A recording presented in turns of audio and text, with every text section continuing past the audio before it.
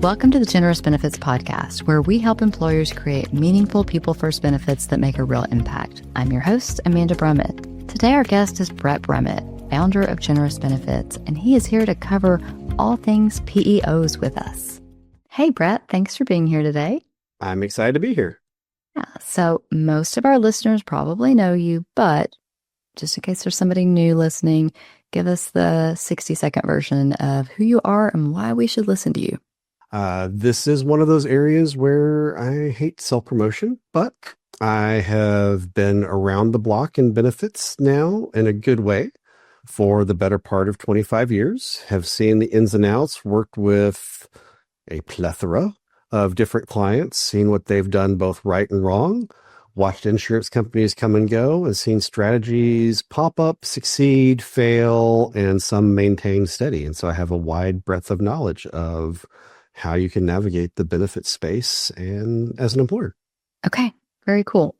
So today we're talking PEOs. Can you start by defining what a PEO is? For sure. So the acronym is Professional Employment Organization.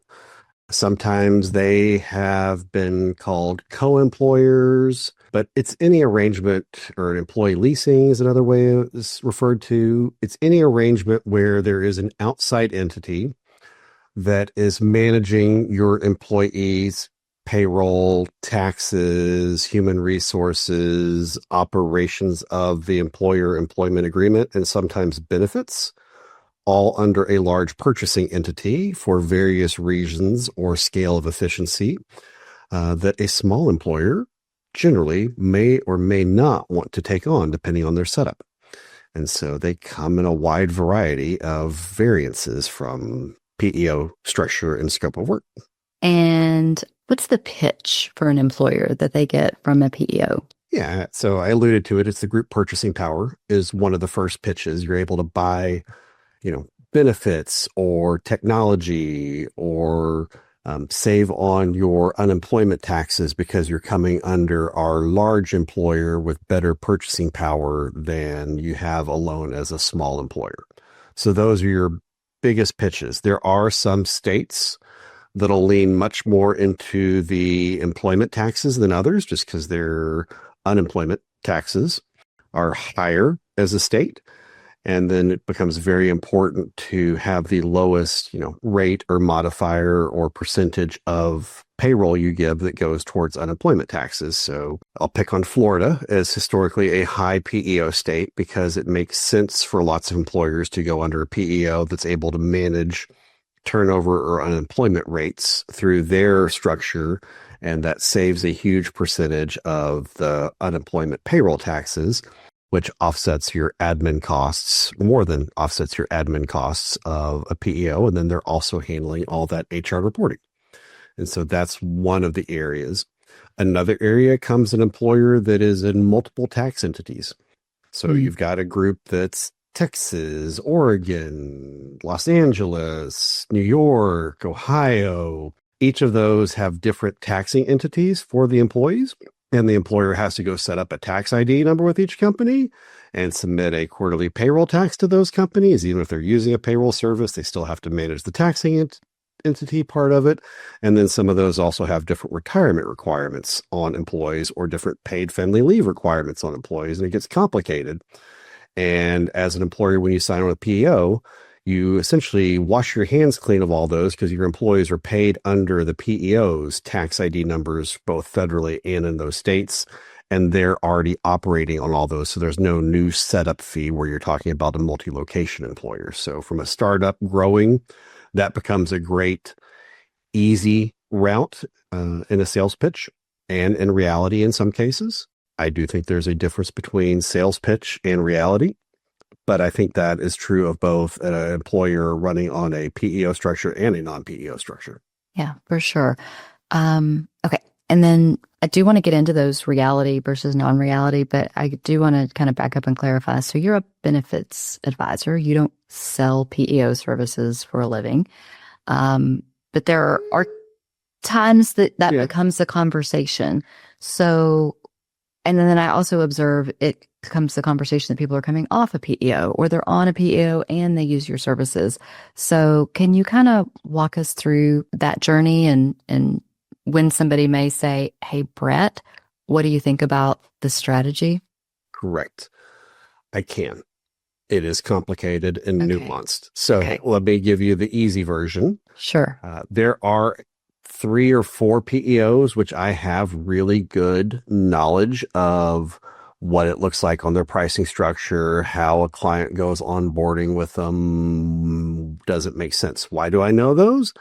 I've been along the journey with clients that have gone down that road. So I've been privy to get to see that from a buyer's perspective, both going in and then more often coming out. I mean, we get approached a lot by somebody that's in a PEO that has maybe grown from 15 to 35 or 5 to 90 employees. And they're starting to look at that. Does it make more sense financially to bring some of these HR responsibilities in-house? Maybe they're in a PEO that doesn't actually do benefits under their roof, and the benefits are still outsourced. So now you're into a payroll and HR only PEO arrangement, because there are different PEOs that have different arrangements. Also, PEOs within the large PEOs also have different levels of engagement.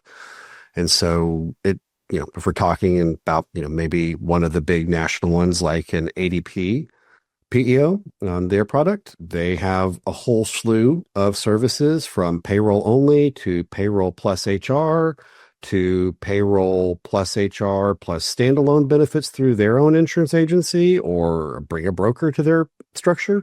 Or then they have their full PEO where everything's under one house. So you have different levels. And as a purchaser, you may choose different levels. You may also be relegated to different levels based upon your specific company's risk. Like they may not let you into their largest group purchasing PEO because maybe your health risk is bad and adverse and doesn't fit their pool. Then you're not allowed to be in that because they still underwrite either your health and financial risk to be in that product, and they'll move you down a level to where you're using HR and payroll only, but you're still having to purchase your own benefits outside of their group purchasing power. And they then can either act as broker or coordinate with a broker for those. And so there's different levels of engagement. And so we're in those conversations a lot. Yeah. And then are there times that people come to you specifically, looking for benefits, or maybe you're just one of those early trusted resources in that process that you say, I think a PEO should be a strategy you consider? For sure. I mean, we do that a lot. And sometimes it's just a conversation. Let's talk through a few things. One that's come up several times in the last year is an employer that has multiple part-time employees. Like their workforce is much larger on the part-time side than the full-time side. And from what they're doing today with payroll only and like either an HR resource or an HR consultant, where they're not having to pay per employee per month fee for a PEO outsourcing or a percentage of pay. Also, payrolls run either on a flat fee or a percentage of your overall payroll. And so that becomes a real hard way to figure out the actual true costs of them. So, but back to the point, you start paying an increase per head over what you pay today. And a lot of time on the part-timers, that may not make sense if that fee is too high on how many part-timers you have, because you may be way more than you'd be paying what you're doing today and not getting that actual scale of economy because of your structure. So those are sometimes quick conversations or just kind of I don't think it works, but let's go ahead and run the numbers with 1 or 2 partners to see what they would look like. Like it's not that hard to get some of that stuff as long as we're talking through that. And then we can do it in a real practical way versus just a theoretical call. Yeah. And it does sound like there are some PEOs out there that you respect and very much like. Correct. There are some that I respect, some that I like. You don't have to name names necessarily. No, I'm just saying there's pros and cons with each of them, just like there's pros and cons with each different insurance product and carrier. Everyone's got some nuance. There's a lot of nuance that never comes through on a spreadsheet, or a lot of nuance that never comes through on a pitch deck. Yeah, for sure. So what are those promises that you see not getting delivered on, and or people rolling out of PEOs? Yeah, I would say one of the first ones I see often is purchasing into PEO because we do think we're getting, our health benefits or our life benefits at this big group purchasing area. But at the end of the day, that company didn't fit the risk profile and they're on a small group ACA plan that anyone could purchase. So they've paid PEO rates for the promise of a group purchasing power, and that didn't work out. And it's really just HR and payroll services under the PEO and benefits set to the side. Mm. Now, sometimes, to be fair, the medical would be carved out of what the PEO considers a master plan. So the master plan is the plan that the PEO runs and operates under their tax ID. Mm. You're not allowed into that, maybe on the medical side, but you are in their large group dental and vision or their large group disability. So there are still perks to some of those benefits that are not purchasable to a 5, 6, 10 life group. And so those do become really good options. Even with that, it's just a lot of times I don't know that the consumer either knows that's what's happened to them, or maybe they don't remember those original conversations in the sales onboarding process. Yeah, definitely. And then what about like in control of employees and discipline and onboarding and hiring and firing? For sure. PEO becomes a really good partner if you create a partnership with them. What I see is that a lot of employers are in the PEO and they don't actually engage with the PEO personnel and their services. And then they get frustrated when they do want to fire someone, but you haven't followed their protocol or steps. One of the first things I mentioned is the savings on unemployment taxes. If you're a company with high turnover, you probably have more unemployment claims than the other employees, and maybe that's a pain in the rear to fight. Maybe it's not for you, but once your unemployment rate goes up, so do your taxes on all of your payroll. So your operating expenses go higher. The PEOs, one of their primary jobs is to fight those unemployment claims on your behalf. You Sure. do still have to be there. Like, you're never fully outsourced. They make you show up for most of those calls. But it's someone to guide you through those, and for them to be able to guide you through those and absolve you of as much risk as possible, because that is the other, like, how much offboarding of risk can you do with one? You do have to follow their steps. So you may not want to have to go do a performance evaluation and then an employee improvement program, and they're going to require you to, because they're going to operate in a very conservative employment termination process. And so that can be frustrating for the consumer that wants to get things done or wants to have absolute control. Sure. You mentioned liability, and that's one that I personally have seen a lot in medical practices. They think that if they use a professional employment organization, that they are passing off liability, which is fascinating to me, because particularly if they, do something terrible like sexually harass their employees, like is the PEO taking on that liability for them? I've never seen one that takes on 100% liability. And as I mentioned, one of the things that they're called is a co-employment agreement. And those employees are employees of both firms in every arrangement that I've seen. Mm-hmm. And even if they're, fully paid under one's tax ID and essentially leased back to them through invoicing systems, it is the owner operator of the entity, the prime entity, that's going to ultimately be responsible for those increased taxes or increased fines. They're there to help guide you and give you all the protections, but it is sold as a it's off your plate. You don't have to do it. And then when you do have to actually follow their structure that is put in place for very good reason, it frustrates folks that thought they didn't have to actually do something or thought the liability wasn't actually back to them. So it's a co-employment for a reason. And that co-employment is that you're never fully out of that risk. Yeah, for sure. And then if people are exploring this strategy, are there certain characteristics that you see in some of the PEOs that you really like that people should look for? There's one of the ones that it's been around for a while now, but at one time was like a new feature, was like called a certified PEO. So one of the problems with moving to a PEO, if you were paying someone currently today under your regular own tax ID number or state tax ID number, when you move to PEO, those capping taxes, your unemployment taxes, some of your other ones that stop at a certain threshold per year, like maybe you don't pay taxes after you've paid someone $7,500. When you started over on a PEO, you started fresh because it was a new tax ID. So in the olden days, you had to start over and you're basically doubling up taxes on several employees if you didn't start right on January 1 with a PEO. Mm-hmm. Certified PEOs came to a structure where you didn't have to do that again. Or when you move from one PEO to another, a lot of them had a July or an October effective date on their master plans. So it was very hard to move from one PEO to another because you'd have to, again, start over on, 30 and 40 employees on taxes you weren't paying to have to start up again. And you're paying the tax and you're paying a little bit of an admin fee on top of the tax because there's going to be a margin spread that's even charged to you too in most of them. So it gets to be an expensive changeover outside of a certified PEO. So certified PEO is one I would look at in those categories. Also, I'd find out if they run a master plan at all when you're talking about the health plan, because the health plan is your largest insurance expense in there. And if they're not running a master plan, there's not a scale of economy for you. So it's no different than purchasing. It may still make sense on your unemployment taxes. And like I said, some of the disability plans and ease of characteristics, that works great. Also, like a small employer that's a startup area, or maybe they need one benefit for 8 people, but only one wants medical.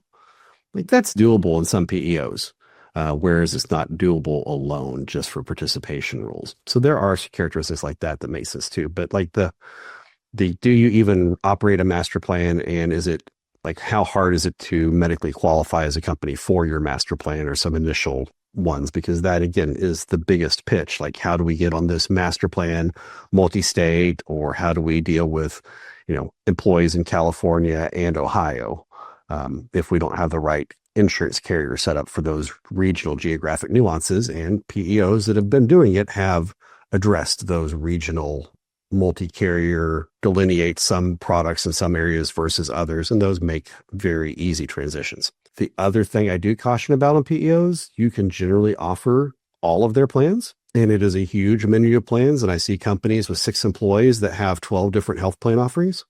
Oh, goodness. Which makes it almost near impossible to peel off of it later when you don't want that expense as you grow, but you do have such a variety of how do you move from one to the other. So kind of streamline their options if you can. In this scenario where you're a small group or even a micro group and a fairly sick group, like we've got some major claims going on, is there a scenario that they could even join a PEO and get better rates than they would otherwise? More than likely not. Okay. All of the high risk groups like that are going to be non-allowed into the master plan. Therefore, you're not getting the group purchase and you're pushed back to some kind of community rated standalone small group health plan. So you're not saving that super rate. Okay. And you could do that small standalone community rated on your own. It's the exact same plan. Okay. And they're not even saving the commissions on those or the fees, the broker, because the PEO is running that through their insurance arm where they're also getting paid. Okay. So they're receiving those same commissions a broker is on those products. Okay. To be clear, there are some other products that are not with fees built in there. So maybe you don't qualify for their master plan, but you do qualify for a small group level funded plan. Those have variable broker fees built into them. Some PEOs might net those down to zero because you're already paying an admin fee. Some of them will have an extra $45 to $95 per employee per month admin fee built into their plan, so they may not double dip on the commissions. Others actually do double dip on commissions in both. So it's a good discussion to know when you're having that evaluation. Okay. Transparency, definitely a theme of this show. Correct. And the other, like understanding the invoicing. I mentioned some simply charge a percentage of overall gross payroll, and you don't know where that goes. And you don't know what percentage of gross payroll that is because they bake your employee enrollment numbers in there. So if you and I are on the plan and it's just 2 single employees, the percentage of payroll would not be up as much that they need to draw out of your bank account to be able to do all your payroll and pay the insurance. But if you and I are enrolled with both, 5 family members, the number they need to collect for insurance is going to be much higher. Therefore, the percentage of payroll is going to be up. And those are hard to decipher what you're actually paying for, because you'll see an invoice of percentage payroll. However, the employee is paying that portion out of their withholdings, but that doesn't come through on the invoice. So it can be very complicated to actually figure out what your invoice is for. So I do have a preference for the PEOs that do a much better simplistic accounting on their invoicing.